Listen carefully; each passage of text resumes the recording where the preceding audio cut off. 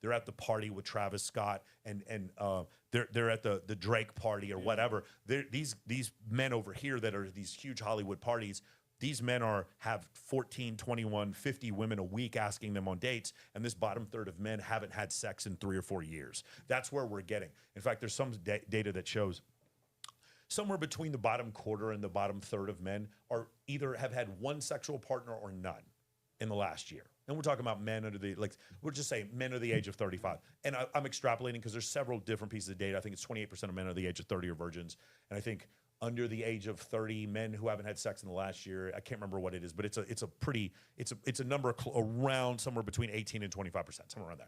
So let's just say, even though you've had sex one time in the last year, that you don't have women solved, and maybe you hired a prostitute, whatever. So let's say this bottom third of men are not doing very well. The median man has had 5 sexual partners in his life. 5.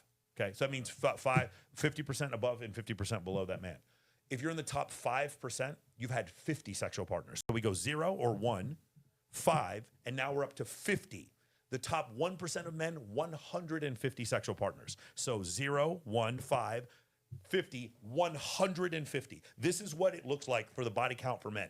Okay, for women, the top 5% is 18 sexual partners. 18. But for men, it's 50.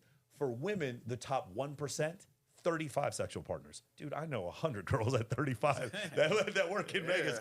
35 is the top 1% for women. Now, we can probably guess that women are probably underreporting the number of sexual partners they have, but it's still not 150. The median man, his desire for sexual variety puts him in the top 1% of women. What is the median man? The median man is, so if you were to stratify the number of so if we were to give you a survey, anonymous survey, and say, how many sexual partners would you wish to have before you died?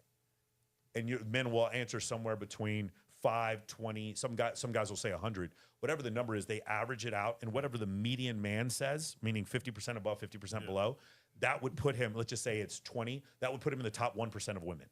The most promiscuous women only want 20 sexual partners, whereas the median man wants that. And why is it? It's because men have 17 times as much testosterone as women.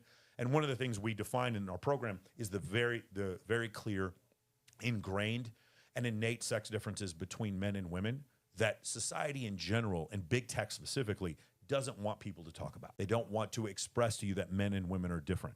And the more, by the way, the more egalitarian a country becomes, this is a really interesting study, again, done by Dr. David Buss of UT Austin, when they looked at egalitarian societies, meaning like Norway, Sweden, Finland, some of these Scandinavian countries, where women are enrolled in college more than men and make about the same as men, where the laws favor women more in some of these instances. In those countries, those women actually, instead of pursuing men who made less money and were shorter and had fewer alpha qualities, they actually looked for more masculine men. Meaning, as women make more money, they want men who make even more money.